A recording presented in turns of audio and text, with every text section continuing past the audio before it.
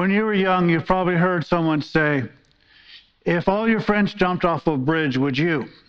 It's kind of an absurd question, but at the same token, it gets to the heart of the matter. When everybody else is kind of dumb, are you going to do that, or are you strong enough not to? The children of Israel are going to face two reports that are in conflict. The question is, the larger group says not to do something. The smaller group says to do something. The question ultimately becomes whether they do it not right or wrong, but whether they trust God. Let's see what they decide to do. The context of this week's message: having been freed from slavery in Egypt, the people of God went to Mount Sinai, where they received the law, and then continued on their journey to the promised land. Now they are outside the boundaries, the borders of the promised land. And so we're going to see where a people will either have faith in God or not. Even though God has been the one who freed them, the one who has carried them, supplied their needs, even though they've griped and complained. But now they are at the border of where God has them to be. So if you have your Bibles, and you should, turn to the book of Numbers, chapter 13, and we're going to do the first 3 verses, then we're going to skip down and do some other things. So it says this: Then the Lord spoke to Moses, saying, Send out for yourselves men, so that they may spy out the land of Canaan, which I am going to give to the sons of Israel. You shall send a man from each of their fathers' tribes, every one a leader among them.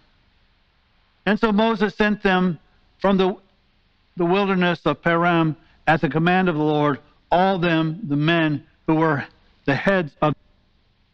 So what God said was, I want you to take one man from each tribe, the 12 tribes, and I want you to take leaders from those tribes, and I want you to go spy out the land. I want you to go there and see what's going on. And so it's what God has given this. But notice, God did not say, I'm sending you to take the land. He didn't say, I'm sending you to conquer the land. He said, I'm sending you to the land I'm giving you. Very key to understand that.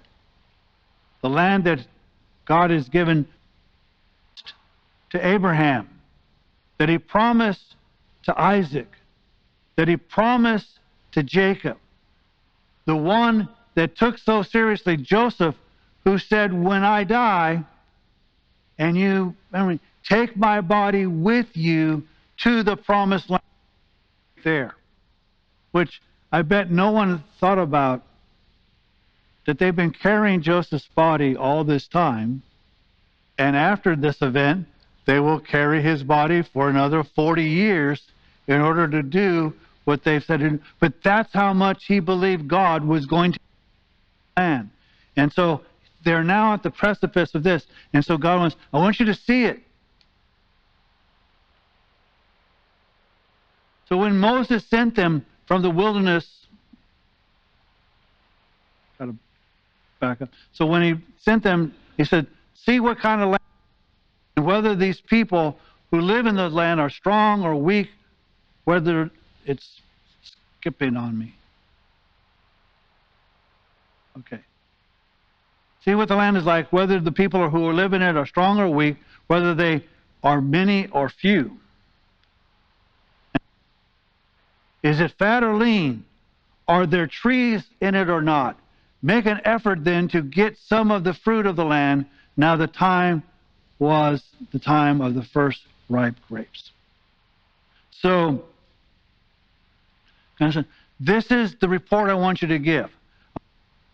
And I want you to see what kind of land it is. Is it like the desert? Or does it have trees and whatever? Is it an agricultural paradise, or is it a problem? God says, I want you to see the type of land that I'm giving you, and I want you to also be aware of the people who are living in it. So they went up and spied out the land from the wilderness of Zin as far as Rehob at Nebo Hamath. And when they had gone up into the Negev, they came to Hebron, where Iman and Sheshai and Talmai of Anak were.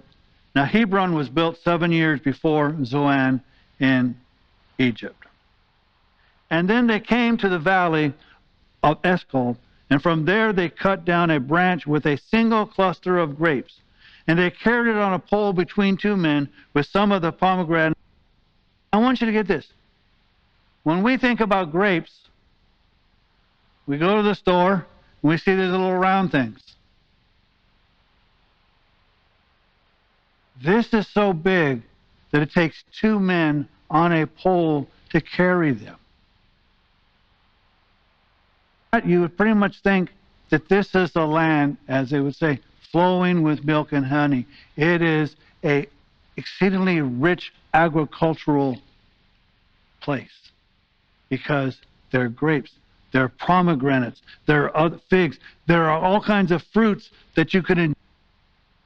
This land is truly flowing. And that place was called the Valley of Eshcol because of the cluster which the sons of Israel cut down from there. And when they had returned from spying out the land at the end of 40 days. Now this wasn't a quick survey. 40 days checking out the entire land from the south to the north, taking fruits and whatever so that they can bring them back for the people to see. And so this is a fairly extensive report. And it also tells us some of the people that live there. And they proceeded to come to Moses and Aaron and to all the congregation of the sons of Israel in the wilderness of Paran at Kadesh. And they brought back word to them and to all the congregation and showed them the fruit of the land. So they said, look at the grapes, look at the pomegranates, all of these things that we have brought back. This is a land that's excellent. And thus they said to him, we went to the land where you sent us, and it certainly does flow with milk and honey. And this is, again, they're doing a show and tell, but they're saying, we're verifying what you told us. God said it's a land of flowing with milk and honey. You told us it's a land flowing with milk and honey. And yes, look, we can show you the produce of it, and it certainly is a quality land. But they don't stop. Nevertheless, the people who live in the land are strong, and the cities are fortified and very large. And moreover, we saw the descendants of Anak there. So they're saying the inhabitants of the land are very strong, which should not be surprising to you. If the land is this rich with produce, then people should be able to eat well. And if they're able to eat well, they get strong and tall and are able to fight. So this would not be a surprising. It'd be different if this was a barren land. This was where you eat a difficult living, and so everyone was emaciated. They're not saying, this is a land of abundance, so you would expect the people to be strong. You can see, for instance, there are those other parts of the world to America, and especially when you come to Southern California, and you see the older adults, and they're short, but their children are taller, and their grandchildren are taller, because they're eating more protein, they're eating more, not limited to what they can eat. And in essence, that's the same thing, as you would expect this land to produce strong people. But then they go on and say, and the Amalek is living in the land of the Negev, and the Hittites and the Jebusites and the Amorites are living in the hill. The Canaanites are living by the sea and by the side of the Jordan. Now they're listing all these people that they think are fearsome. But notice they're not unified. They just left Egypt, a unified power, controlled by a Pharaoh. And God set place. This is a not even a coalition. They're not even unified together. They're just each separate kingdoms. And so it should be easier to take the land because they're not unified. But because of their size and their lack of trust in God, saying this is a problem.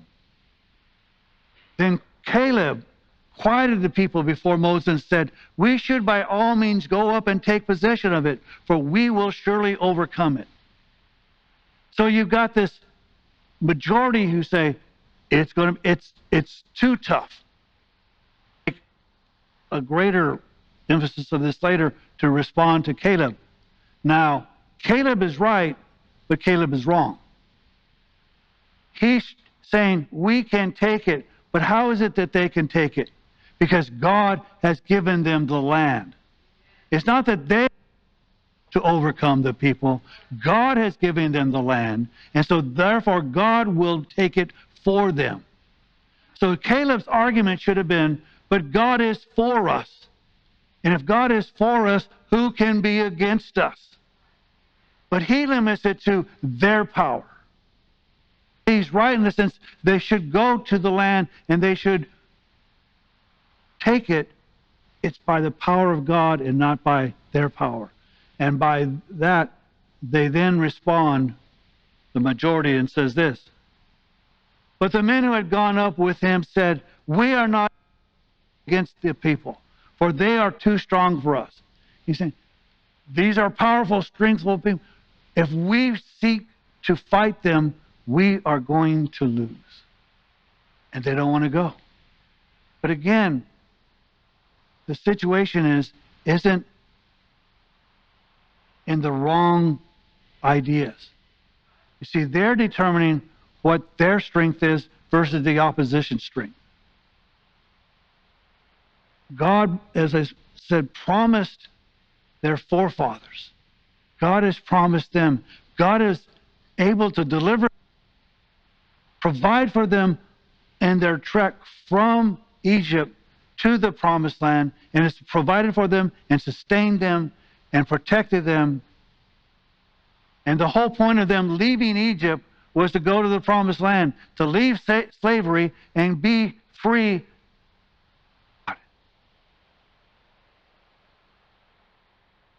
They're not considering God's plan at all. All they look is at their abilities. And that's the same result that we do. God will call us to do something, then we look at our capabilities and say, well, I can't do it. That's right, because God's going to accomplish it. God is going to give them the land. If God has called you to do a ministry, then God will accomplish that ministry because he's going to do it, and he's going to get glory because he called you. But they're panicked. So they gave the sons of Israel a bad report.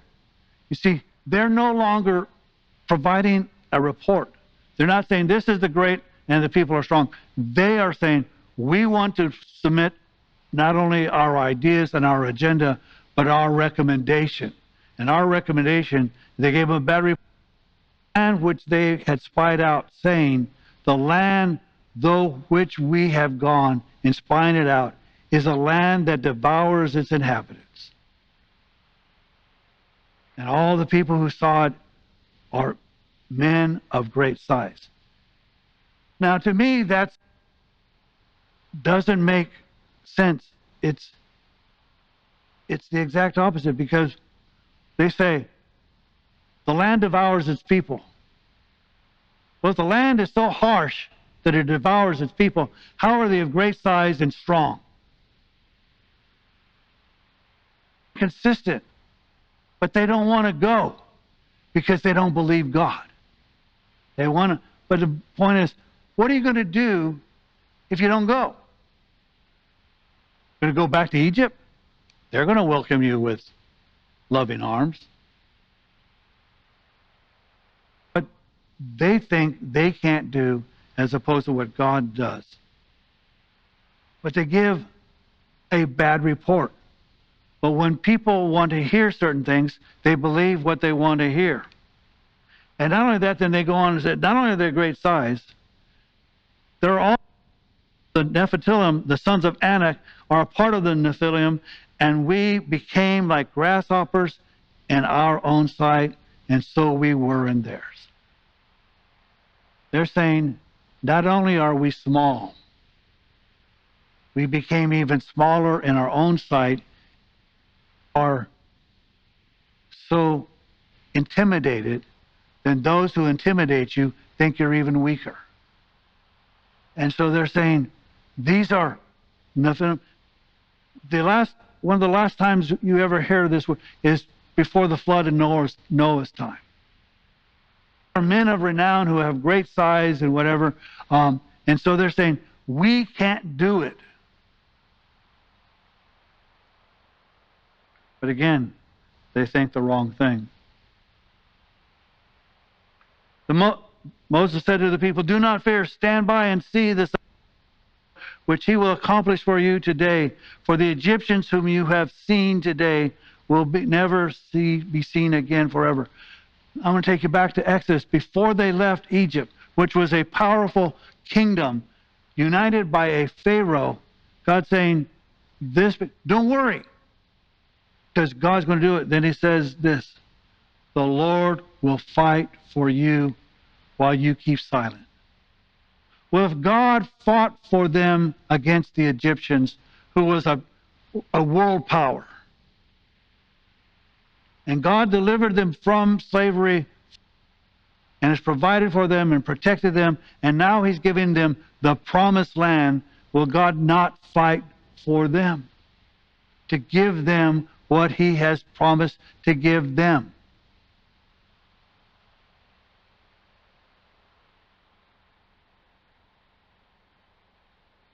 I weighed 155 pounds and was a college student. A Marine did something that I could not tolerate and could not let continue, so I tackled him. Now, the reason I'm still here today is because he didn't fight. Now, you might think, well, that was a youthful indiscretion.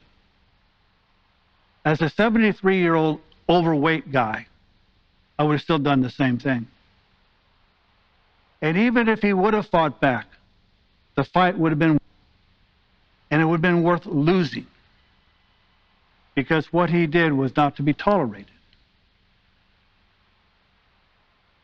To not trust God should not be tolerated. We should not allow ourselves to do that. As it was once said, though he slay me, though he kill me, I will still trust him. To me, it would have been far better for them to have marched into the promised land and be killed than to deny the power of God. There are certain things worth living and dying for, and trusting God is worth dying for. I would much rather say, God, I trusted you and you didn't deliver me, than I didn't trust you, God.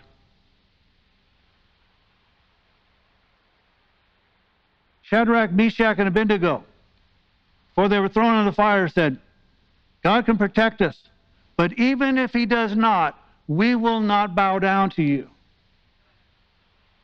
Again, God has the power to save, but I'm going to trust him regardless of whether he's, because he is God and I am not.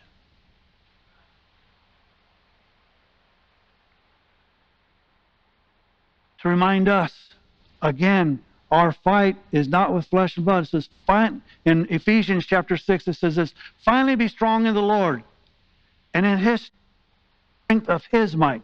Notice again, when we fight, we don't fight in our strength, we fight in his strength. And they should have fought in his strength, not theirs. Put on the full armor of God so that you will be able to stand firm against the schemes of the devil. So then he's going to tell you what the armor of God is. For our struggle is not against flesh and blood, but against the rulers, against the powers, against the world forces of this darkness, against the spiritual forces of wickedness in the heavenly places. And I said, our fight is not with each other.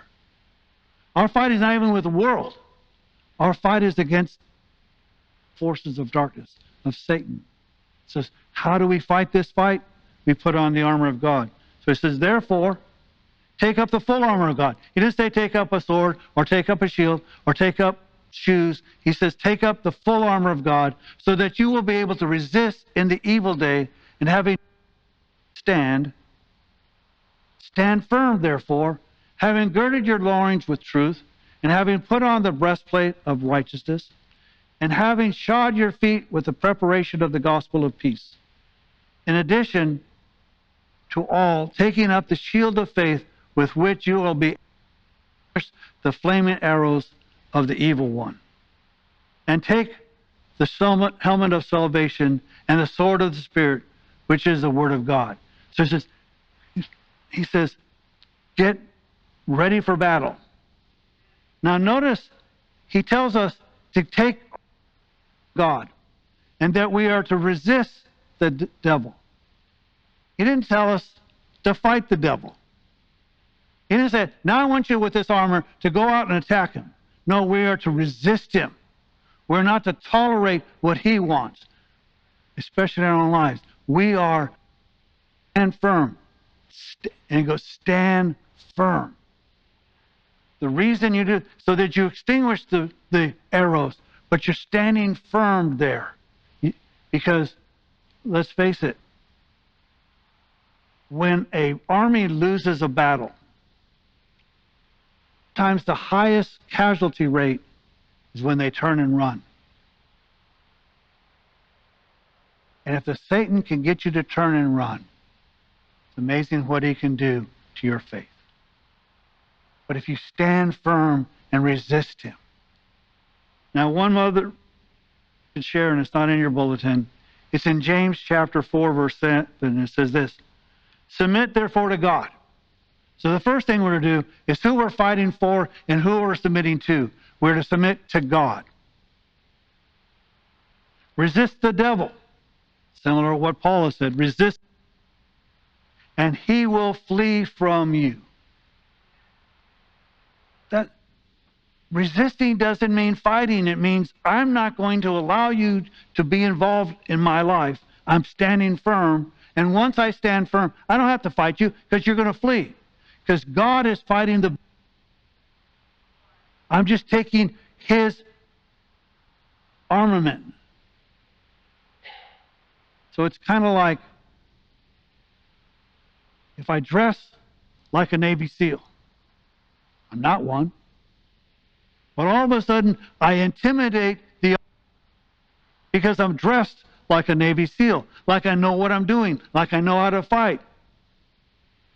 If I put on the armor of God, I can resist him, and I look like I know how to fight, but I don't have to fight because God does the fighting for me. And even if he... again, I would rather die fighting for him and against Satan than to say, okay, Satan, you win. Because I don't trust God. Now, I know God, because things can be hard.